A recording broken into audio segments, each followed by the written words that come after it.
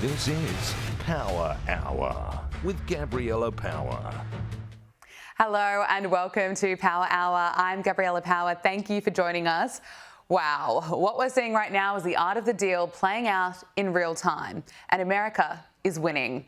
It's been just 1 week since Liberation Day, and over the past 7 days, there's been insane levels of panic and meltdowns over what Donald Trump is doing.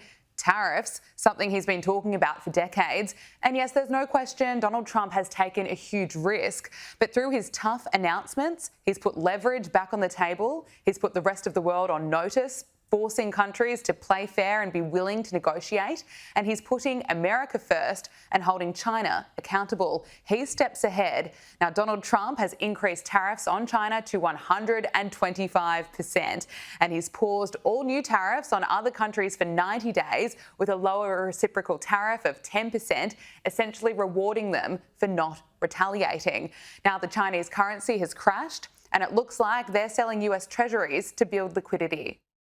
And all this was, again, this was driven by the president's strategy. He and I had a long talk on Sunday, and this was his strategy all along. And that, you might even say that he goaded China into a bad position. They responded. They have shown themselves to the world to be the bad actors. And we are willing to cooperate with our allies and with our trading partners who did not retaliate. It wasn't a hard message. Don't retaliate. Things will turn out well.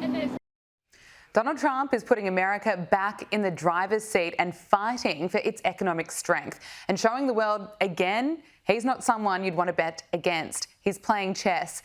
The US stock market is soaring back, going up $4 trillion in the space of 10 minutes. The S&P 500 soared almost 10% in the biggest one-day rally since 2008. Now, of course, it is too early to be celebrating, but right now, China is isolated and other countries are united as they line up trying to make a deal with the US.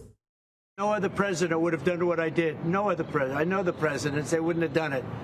And it had to be done. What was happening to us on trade, not only with, if you look at it, not only with China, but China was by far the biggest abuser in history. Nothing's over yet, but we have a tremendous amount of spirit from other countries, including China. China wants to make a deal. They just don't know how quite to go about it. Joining us now is Hilary Fordwich, president and founder of Strelmark. Hilary, thank you for joining us. What a day. This is the art of the deal playing out. And just to recap, Donald Trump posted on Truth Social, based on the lack of respect that China has shown to the world's markets, I'm hereby raising the tariff charge to China by the United States of America to 125%, effective immediately. At some point, hopefully in the near future, China will realise that the days of ripping off the USA and other countries is no longer sustainable or acceptable. He goes on to say in his post there, conversely, and based on the fact that more than 75 countries have called representatives of the US to negotiate a solution, and these countries have not retaliated against the US, I've authorised a 90-day pause and a substantially lowered reciprocal tariff during this period of 10%, also effective immediately. Hilary, he's isolating China here. He's uniting countries that are willing to negotiate. Certainly seems like a Trump strategy and how he gets deals done. This is what Caroline Levitt had to say. As you all know, the president just put out a statement announcing an additional tariff on China. The tariff on China will now go up to 125%. because China imprudently decided to retaliate against the United States. And as I said at the podium yesterday, when you punch at the United States of America, President Trump is going to punch back harder.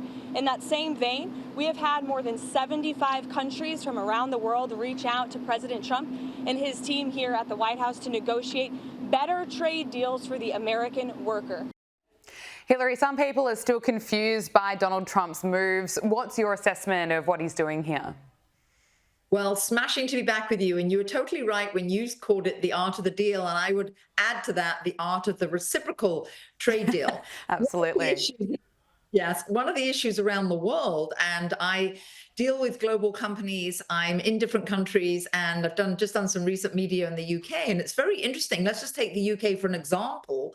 The first day after the tariffs were announced, they actually, across the UK media, were saying Trump slaps 10% tariffs on the UK. What none of them were mentioning is that the UK tariffs US goods by 10%. This is a reciprocal tax. It's fair. Of course, I'm speaking as an American taxpayer, but basically is, we'll do unto you as you've done to us. For example, India had 150% tariff, Gabriella, and Trump has brought that down. And Caroline Levitt was totally right. It was 70 countries. Now it's up to about 75 countries that have reached out. Look at areas like the EU. Ursula von der Leyen, she has already capitulated. I actually found it very interesting to hear her talk about tariffs as a tax. It's the only time I've actually ever heard her concerned about taxes.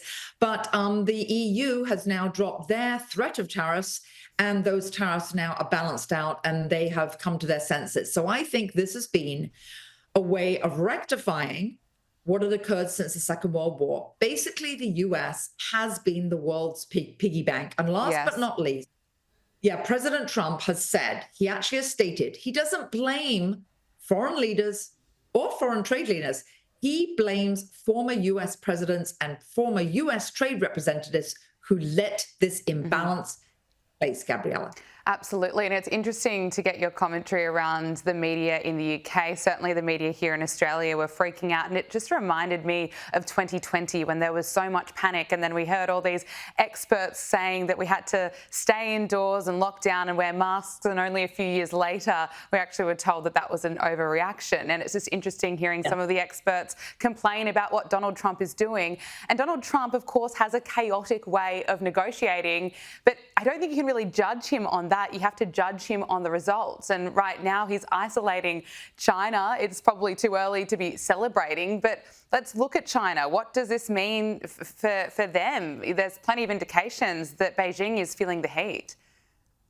Well, yes. And actually, I would say this is a big game of chicken. It's a question of who's going to balk first. And it comes down to one fundamental. Who needs who more? That's what brinkmanship is all about. And Donald Trump knows that China certainly needs the US more than we need China. The only thing I would say, Gabriella, is that onshoring, reshoring of manufacturing to America does take time. Yes. Some of these things absolutely don't happen overnight. And I think that's an issue. The other thing is, don't forget, the only real weakness Donald Trump has are two things. One, the current polling, but that really doesn't fundamentally matter until the midterms. Well, the midterms usually are 2 years in, so we're 3 months into that. So he's got a tight runway. He needs to have everything balanced out, sane and stable by then. And I thought a very interesting quote, actually, with regard to the stock market and all these global gyrations. Of course, the Dow soared today by 3,000 points, the highest Second World War. But somebody said the only people that get hurt during a roller coaster ride are the people that jump off. Just stay on and hold on tight. And that's an important message. Do you think Americans are willing to put up with some short-term pain, I suppose, for long-term gain? Well, first of all, what you just said was very sensible. The question then becomes, are the all-Americans sensible? Number one, I'm not going to speak. Number one, I'm not going to speak for the whole nation. But secondly, it depends which party you're in, of course, because Republicans think differently than many Democrats. Actually, I thought during President Trump's speech to the joint House a while ago, when all the Democrats sat for everything, they even sat when he was talking about lowering taxes. I thought, gosh, when taxes do come down, every single registered Democrat should have their taxes remain high because they don't want lower taxes. That's a good point. Yeah, so when you ask what people think in the US, it depends which party you are. I 100%. Will say that. Well, uncertainty is good for any business, and we just need a bit of. I think that's what we got today. Yes, very measured. Thank you. Good advice for everyone who's listening. I want to talk to you about the Democrats in a moment, but I just have to also bring up this disturbing trend that we are seeing among some in the far left, and it's that people, particularly in the far left, are supporting violence. We saw this play out last year when Donald Trump was nearly shot dead on stage in Butler. People on the left were in tears that he wasn't killed on live television. There are people who truly believe that Luigi Mangione is a hero for allegedly killing Brian Thompson, the CEO of United Healthcare. And we've seen people setting Teslas on fire and openly calling for figures like Donald Trump and Elon Musk to be killed. Now, a new report has found that this disgusting trend is actually growing, particularly among those on the left. The Network Contagion Research Institute found growing support for political violence, and the report found 38% of respondents said it would be at least somewhat justified to murder Donald Trump. 31% said the same about Elon Musk. But looking at only left-leaning respondents, the justification for killing Donald Trump rose to 55% and Elon Musk to 48%. You know, it's just, you can't even fathom how you get those figures. But it seems it is becoming normalised. And just take a look at this. Beheaded Donald Trump. Are you calling for his death? I am, yes. I believe it's time that the people straight cut his head off. Sign says, if you want to know how fascism ends, ask Benito Mussolini. And they hung him, right? Yep, they hung him by his feet from a lamppost. That's exactly what every fascist deserves. The only good fascist is a dead fascist. Now, are you calling for that to happen to our president right now? I believe that the minute that Donald Trump decided to start ignoring judicial orders, he gave up the right to be the rightful president of the United States. He's an enemy of the nation, and yes, I'd like to see him hung by his feet by a lamppost. But you wouldn't necessarily call for violence, would you? Are you supporting violence? I think there's the people in power, that's all they're going to listen to at this point. I feel like we've done the rallies, we've done all these things, and they don't listen, and that was something that finally got people to listen.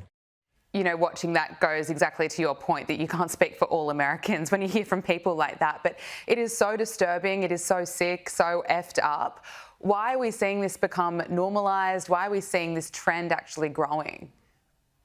Well, I do think that was being very much hyped in the media because all of these rallies, actually, if you go to them, two things. One, it's being hyped, and two, very interesting. So many of the signs look similar, and there's so many backpacks that are very similar. And then I've seen actually networks on the right interviewing some of these people, like, what exactly do you mean by a fascist? And they've got no idea. Right. They don't have it's just rhetoric. They don't have ideas. But also, importantly, the disturbing part is they're being funded by someone. And 5 of the people they interviewed in a row had a piece of paper and they said, oh, it's what it said on the paper they gave us. So they're being paid and they're being given paper. And then also, I'd just like to make a point here, though. This is on the left. Now, when the right disagreed with things like Bud Light had this transgender Mulvaney, a promotion, it was all going transgender. What did the right do? The right boycotted Bud Light. You didn't see the right burning down Bud Light factories or burning Bud Light in the shop stores. It was just a boycott. Everybody has their right to protest, so just boycott if you don't like it. And last but not least, Gabriella, something that's rather actually idiotic and pathetic, if you ask me, is this burning of Teslas. First of all, very few people would have probably bought a Tesla. Right, there were probably people on the left that bought them. And secondly, if they're burning them, that's bad for the environment, and they're all leftists. Well, you know, that's just hypocrisy, isn't it? But that's nothing new from the left. And disgusting to just see those kind of comments. It's still shocking, even though it shouldn't be, because we've seen this kind of support for violence for such a long time now. But it still disturbs me every time I see people openly calling for it. But I want to talk about the Democratic Party. According to CNN, they have found fresh life in Bernie Sanders. I'm not even kidding. This is the headline. Bernie Sanders' message of resistance finds fresh life as Democratic Party searches for direction. And this is how this is speaking about Bernie Sanders' message of resistance against Donald Trump as the Democrats push to raise the minimum wage. But just take a look at this fresh life. We are. So we tell them. So we tell them. We are the union. We are the union. All right. Oh, Hillary, are you impressed? Are you worried? What do you make of it? No, actually, I think it should be comforting for all Republicans because it's literally so ineffective. Again, I don't know if those people were paid or not, but they're not making a mark. And again, When taxes come down and the economy booms, what are they going to do? Are they going to opt out? I don't think so. And I think this is a lot of rhetoric. I think Bernie Sanders is somewhat of a failed politician anyway. Yes. So I think this is CNN really grabbing at straws. And the only reason, Gabriella, I can think of a logic why they're sort of pumping this up is that he's a recognized name, and that's all they're with. Yeah. The polls. Yeah, absolutely. Well, Donald Trump has been speaking about the Democrats, saying they've gone crazy. Take a listen. Looking back, and I said before, the Democrats have taken a lot of beatings. They have lost their confidence. They've gone crazy. They've gone crazy. How about this new one they have? Their new star, Crockett. How about her? Is that real? Are they serious about that? That's their new star? If that's their new star, they're in serious trouble. I mean, this is Crockett. Oh, man, oh, man. Look, he makes a good point. They certainly are in trouble when you look at who could potentially be leading them. Crockett, Bernie Sanders, potentially Gavin Newsom. What's the future? What does the future hold for the Dems?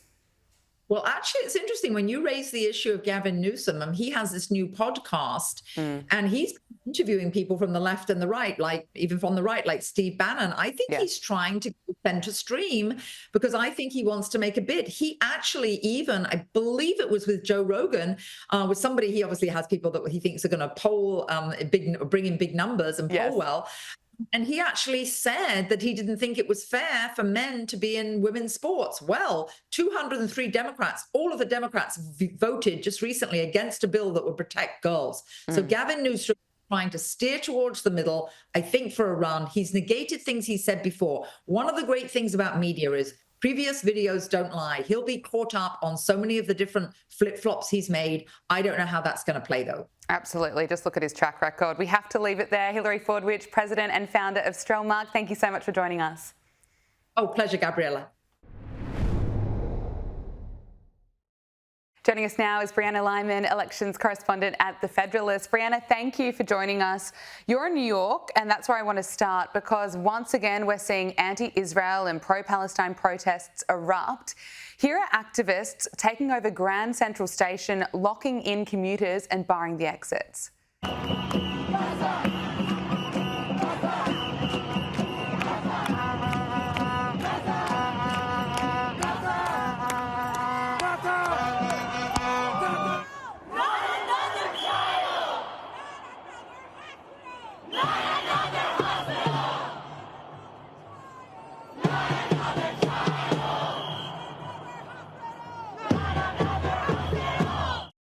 And we've seen how violent these protests can get. Looking at that vision, it's certainly a safety issue for commuters.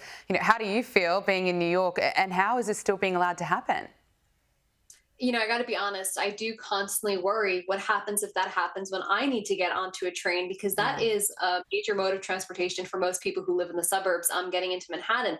I think there's a bigger problem here. And I think it's indicative of the fact that America needs to have a reckoning with their immigration policies, legal, illegal, the whole nine. Because there are a lot of people in this crowd who I bet are either on student visas, maybe they are on just a regular visa, maybe their parents immigrated here. Nonetheless, these are people who came to America and espouse anti-American and anti-West values. America is under no obligation to allow any foreigner to come to this country. And when we do, we should expect complete assimilation and complete shared ideas about the West and America. And these people don't share that. They hate America, they hate the West, and they hate Israel, which is one of our best allies. So we need to have a serious conversation about who we're letting into this country and what that's doing to the fabric of our society. Let's look at politics and Donald Trump's first few months. It's only been 3 months, which is incredible, and he's signed 112 executive orders in that time, according to the Federal Register. So that's the most at this point in the presidency in 100 years. The pace that he's delivering is absolutely extraordinary. What's your assessment of his second term?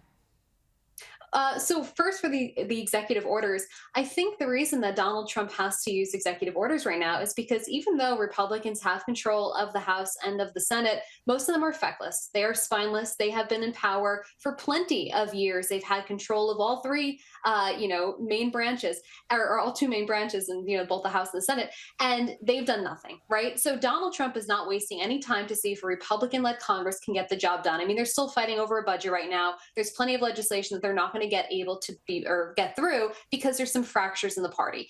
put that aside, I am very pleased with Donald Trump's second term.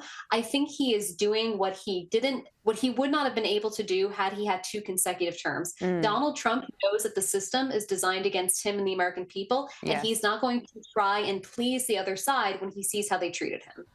Well, we're still getting a lot of BS on mainstream media and why Donald Trump won the election, because according to this Princeton University professor on MSNBC, Donald Trump won because Americans are a bunch of racists. We chose a felon who is more interested in loyalty, who's more interested in retribution, who's more interested in grift than in democracy. And we chose a felon because we didn't want to elect a black woman.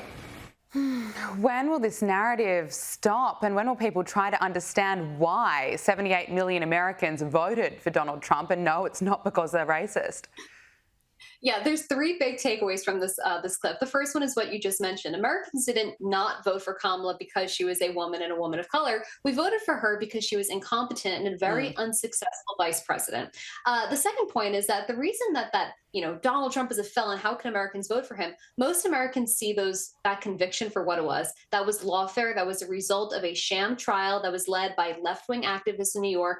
The Department of Justice, the Southern District of New York, they declined to bring those charges. So they knew that this was all politicized, so that doesn't hold any weight. Last but not least, American education institutions are not worth the money that you pay for them. This is a Princeton professor. He is indoctrinating his students. There's more out there like him. So I think this is a wake-up call to parents and young students. Don't waste your money on these universities because you're not getting more bang for your buck here. Well, to that point, I'm not sure how this Princeton professor is going to feel about the Trump administration's funding cut to Princeton. The Department of Commerce is cutting $4 million in funding related to climate research for Princeton University. Last financial year, Princeton received $455 million in federal funding, so it's going to be okay. But the department said the administration's goal in terminating these funds will save US taxpayer dollars. And the Commerce Department also said that this agreement had been promoting exaggerated and implausible climate threats, contributing to climate anxiety. And we have seen so much of that over the years. It's been completely severe and hysterical. Are you pleased to see these cuts? I am, and I would like to see a lot more. I don't think that the government should be funding really any institutions unless it's for science. And I'm not talking about left-wing's definition of science. I'm talking about legitimate medical advancements to help the entire world. That being said, all of the money we spend on climate research, all the people who go into climate research, at the end of the day, no matter how much money we spend trying to make America more, climate friendly or teach people about climate change, unless China and India are brought to heel with the pollution that they put out, nothing we do here will matter. We can cut our emissions down to completely zero. We can be 100% green. It will not matter because China does not follow the same practices that we do and that other Western countries do. Well said. Well, speaking of climate, Disney's Snow White is getting slammed, not just for being woke and ruining a beautiful fairy tale, but the left are now upset because Disney's remake of Snow White produced more carbon emissions than the most recent Fast and Furious film, according to a report by The Guardian. According to an analysis of the Disney set Snow White and The Little Mermaid, that produced more pollution than any other Disney film made in the UK since 2019. Brianna, I just have to laugh reading this. It's agreed certainly now on all sides that Snow White has been a complete disaster. It is, and I'm kind of happy to see it because the lead actress has been really insufferable for quite a while. And I think this is also the hypocrisy of Hollywood. They preach down to the average middle American. How dare you drive your truck around when we're trying to save the climate and you have Snow White with all this emission. You have Taylor Swift flying her private jet around. All of these people, it is rules for thee, but not for me. Absolutely. And I'll tell you what else has been a disaster. Michelle Obama's podcast. It has been a massive flop.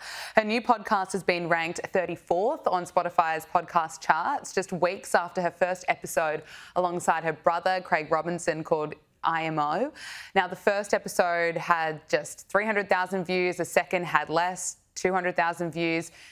The left want to see a Joe Rogan for the left, and it's not going to be Michelle Obama that they're trying. People clearly don't want to listen to her. Yeah, the reason that Republicans, especially Donald Trump, were so successful with podcasts wasn't just because they were simply doing podcasts, which was important, but it's because of the ideas that they were talking about on these podcasts. The entire country shifted right this past election. Michelle Obama has not shifted right. She's not shifted with the country. So she doesn't appeal to voters. The other problem is the Obamas at one point in American history, they were cultural trendsetters. They had some kind of grip on the American people. They don't have that anymore. And I think Michelle Obama is realizing that now with these low viewers, that maybe she shouldn't have waded into the podcast world because nobody cares. Yeah, well said. Brianna Lyman, elections correspondent at The Federalist. Thank you so much for joining us. Thanks for having me. Ukraine says its forces have captured 2 Chinese nationals fighting for Russia. President Zelensky posted a video allegedly showing one of the men in restraints. Boom, boom, boom, boom, boom, boom, boom, boom, boom. 然后我的 commander boom 然后就哗然后就然后我Ukrainian intelligence claims at least 163 Chinese fighters have been recruited by Moscow online and believes that Beijing may be aware of their involvement. Now, China has rejected the claim. Joining us now is Professor Joe Siracusa, Dean of Global Futures at Curtin University. Joe, what's your reaction to this and what's your analysis of what's unfolded? Good morning. No, this is typical. You know, these kinds of war brings out all kinds of people. During the Korean War, there were all kinds of volunteers. In fact, 500,000 Chinese volunteers that never declared war against the United States. So this is not untypical. These people are kind of like mercenaries, and they go to where the action is. And I'm not surprised. What is surprising, of course, is that the Ukrainians might be surprised. I mean, they're throwing everything at these people because it's end days there. I mean, the war is winding down one way or the other. So, you know, to catch these kinds of people here is not really outrageous. It really is sort of a distraction because I think the Ukrainians are in strategic retreat. And when they run across these kinds of people, they can't help themselves. When you say the war is winding down, it's not over yet. Where do you see this going? Well, it is over. I mean, President Trump has told Zelensky he has to deal or the United States will leave altogether. I mean, leave the situation. And President Putin has already proved his point. He is now in possession of 20% of Ukraine, 3.5 million Ukrainians, 14 million Ukrainians either left the country or dispossessed. So, you know, the place is not what it used to be, as a matter of fact. And we're looking for the end, the best end game. And keep in mind, 1968, when I was at university, the American government entered negotiations, ceasefire negotiations with the North Vietnamese, Gabriella, and it took 5 years. 5 years and tens of thousands of lives. Fighting went on during the ceasefire negotiations, which finally ended up in January 1973. So these things have a long way to go, but the major outline is done. And of course, the great stalling point here is the European Union. European Union are not on the same page as President Trump yet, but they will be shortly. US Defense Secretary Pete Hegseth said that the US will take back the Panama Canal from Chinese influence. Now, Hegseth vowed to deepen security cooperation with Panama's forces and said that China would not be allowed to weaponize the canal by using Chinese firms' commercial relationships for espionage. China did not build this canal. China does not operate this canal. And China will not weaponize this canal. Together with Panama in the lead, we will keep the canal secure and available for all nations through the deterrent power of the strongest, most effective, and most lethal fighting force in the world. More than 40% of US container traffic, valued at about $270 billion a year, goes through the Panama Canal. And Hegseth spoke about removing Chinese influence. And we know Donald Trump has spoken in broader terms, not ruling out military force if that's necessary. Could it get to that? Oh, absolutely. The United States has invaded Central America numerous times in the course of the American Republic to prove its point. Of course, the Panamanians and others down there can be very ferocious. I mean, these people are not not knockovers. I mean, if someone gets very mad at the Americans here, they could blow up the canal, and that would be the end of that story.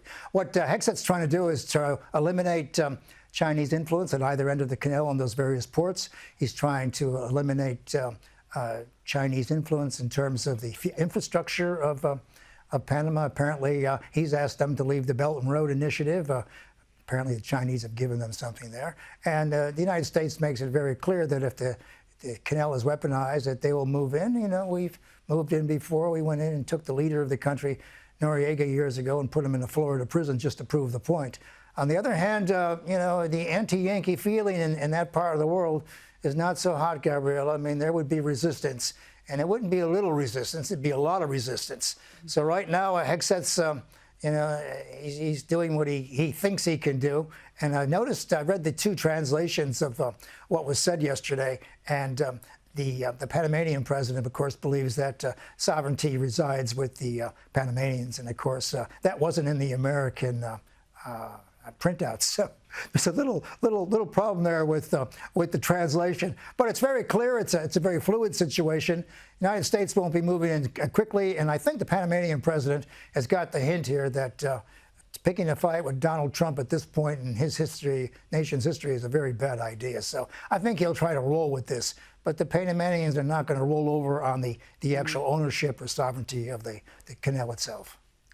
Joe Siracusa, I want to talk to you about the tariffs. President Donald Trump has essentially isolated China, raising tariffs to 125% while pausing all new tariffs on every other country for 90 days with a lower reciprocal tariff of 10%, essentially rewarding countries for not retaliating. Is China losing the trade war? No, not yet, because they still have a lot to resist with. You know, Gabriella, we are at war with China. It's an economic war. There are no bullets and there's no smoke, but we're clearly at war. And these tariffs and sanctions and these other kinds of things make diplomacy on the other security issues very, very difficult. I've been arguing for years in the media that these tariffs and sanctions poison the atmosphere for other more important things. And in this sense, it's not helpful. And my problem with President Trump is that his attempt to go after China has involved the entire world. You know, this idea of tariffs and then pauses for 90 days.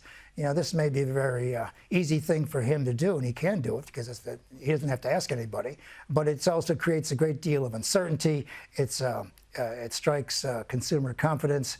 If I owned a small business, I wouldn't be hiring anybody or restocking anything right now. So anyway, this war with China, trade war with China, is going to have repercussions far and beyond the Chinese issue itself. And I think Trump is putting all of his money that he can get the Chinese to back down.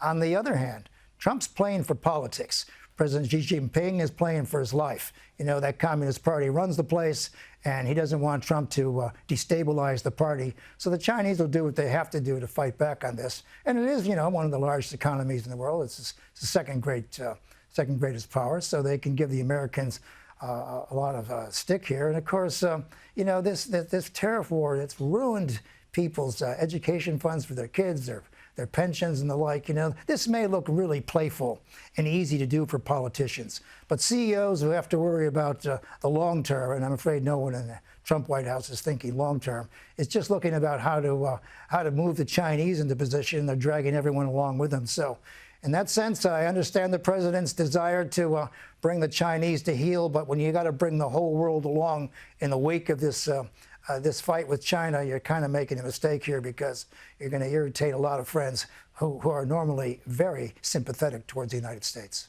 Professor Joe Siracusa, Dean of Global Futures at Curtin University, thank you so much for joining us. Thank you. Meghan Markle has officially returned to podcasting with the new series Confessions of a Female Founder, 2 years after Spotify tore up a podcast deal with the Sussexes.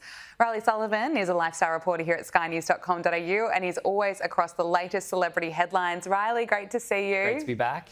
Meghan Markle has released her new podcast. What's the reaction been? Yeah, so we've finally heard the first episode of Meghan's new podcast for Lemonada Media, Confessions of a Female Founder, as you said. Her first episode, it was the woman who created Bumble, so pretty big get in terms of business people. Allegedly, they're close friends. I've never heard of this before. I mean, Sure, why not? I do think it was pretty boring. You know, The Guardian said it best. They said it was, I think, stomach churning. Oh, wow. Yeah, pretty boring. I mean, realistically, what is her expertise in this space? She's not a founder. She's not really a business person. She was an actress on Suits, and she had a blog, and then she was in the royal family. So yeah, she's married a prince. Right, she married a prince. Like, I don't really see what she can bring to this genre. That seems to be the consensus. I'll give her credit, though. I was looking at the Spotify charts, the Apple charts. She's charting very well. In the US, it was in the top 10 as of yesterday. Even in the UK, she's climbing into the top 20, which I thought was quite interesting, considering, you know, they are very polarising, Meghan and Harry, in the UK. Yes. So it remains to be seen, but I wouldn't be surprised if it is similar to Archetypes, because Archetypes started at the top of the charts, and then within a few weeks it was in the top 40. So I reckon this is going to be the trajectory for this new one. Yeah, we'll see where it goes. King Charles and Queen Camilla paid a surprise visit to Pope Francis during the state visit to Italy. What more can you tell us about the visit? Yeah, so Charles and Camilla are on their state visit at the moment in Italy, and they were able to see the Pope yesterday overnight, and that was a surprise. It wasn't previously announced, and of course, you know, the Pope was on, you know, in serious hospitalisation. There were concerns that he was going to die quite recently. So very, I think, heartwarming for people around the world to see two leaders who've battled, you know, illness, of course, Pope Francis and King Charles, as he's still going through chemotherapy treatment. So, you know, I think it was a very reassuring sign. I think, especially, you know, when there is a lot of turmoil in the world, to see two leaders symbolically, I guess, come together like that. I think it was a really inspiring sign, and just great to see Charles and Camilla out doing more royal tours around the world. No, we love to see it. Prince Harry, he's been back in court. He was in London's Court of Appeal this week amid his ongoing legal battle with the British Home Office. What's the latest on his case? Yes, so Harry was back in London on Tuesday and yesterday for hearings in this appeal.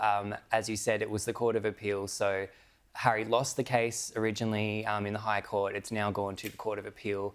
And the legal argument is the same. It's basically saying that it was unjust that Harry lost his taxpayer-funded security protection when he left royal duties. The Home Office has stood by their decision. They said, look, you left. I mean, they're not working royals. They're not of any real benefit to the taxpayer. So Correct. I don't really understand, and I agree with the Home Office, why they should be expected to front up. I think Harry wants the full sort of treatment. He wants armed officers. He wants, you know, this sort of full protection around him when he's in the UK. And I just think it's not appropriate. He's not a working royal. He's not King Charles. He's not Prince William. He has an inflated sense that maybe he's still on that level, but he isn't. I mean, this is 5 years ago now, you know, that he's been out of the royal family, and times have changed. And, you know, one thing I've always found really baffling about this case in particular is that Harry's insistence that, you know, it's so dangerous for him in the UK that he just cannot go there or bring Meghan and their children there because of safety. But, you know, we saw them last year in Nigeria. We saw them in Colombia. You know, they've travelled to a lot of different countries that, you know, frankly, are less secure in many respects than the UK. So I don't really, there's a disconnect. I think this is Harry's vendetta. I think this is just part of his obsession with getting back at the British establishment. I think so. And I think that he's a multi-millionaire. He has a lot of money. Instead of, you know, putting it into legal battles, pay for your own security. Absolutely. No, well said. Couldn't agree more. Well, just days before Harry's appearance in London, one of his close friends celebrated their wedding, which Harry and Meghan didn't attend. Why did the Sussexes skip yet another wedding? Yeah, that's right. So it was Lord Vivian's wedding over the weekend, and that was a close friend of Harry. He was in that famous photo you might have seen, the Band of Brothers photo that was taken on the night of Harry's wedding. Right. I think we see it now. There it is. He's second from, as you can see with the circle there. And he was a close friend of Harry's. He was part of his world and his social circle. And he was this was Lord Vivian's second wedding over the weekend. Harry was at the first wedding. He was involved in that wedding. I think he was an usher at that wedding. So to go from being actively involved in the wedding to not showing up, I think was pretty insulting. And the Daily Mail spoke to Lord Vivian. He did confirm publicly that Harry was invited. He said he didn't know why he didn't show up. Supposedly, again, it's a security issue that Harry didn't feel safe going to the wedding. But, you know, it's an interesting pattern because this is now the third wedding from one of Harry's close friends that he's skipped. He also skipped the Duke of Westminster's wedding last year, which was basically like a royal wedding. I mean, that was the society occasion of the year. The whole royal family was there. And he also skipped another close friend's wedding around the same time. So, you know, I do think it's sad in a way, because it just goes to show that, you know, 5 years after this dramatic break from the royal family, he isn't the same person. He doesn't have the same circle, for better or worse. And I think this is another kind of example of that. I agree, and we've been seeing it play out. Riley Sullivan, thank you so much for joining us. Thank you. Well, it's a tough day for Tim Walz. Tesla stock has skyrocketed, and veterans in Minnesota have not held back, showing Tampon Tim how they feel about him, booing him and heckling him.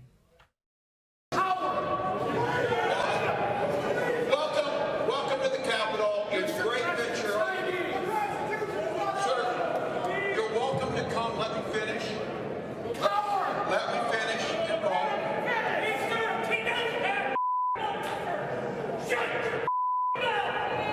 Wow, can't say I feel sorry for him though. That is Power Hour. Thank you for your company. Don't forget to subscribe to Sky News Australia on YouTube.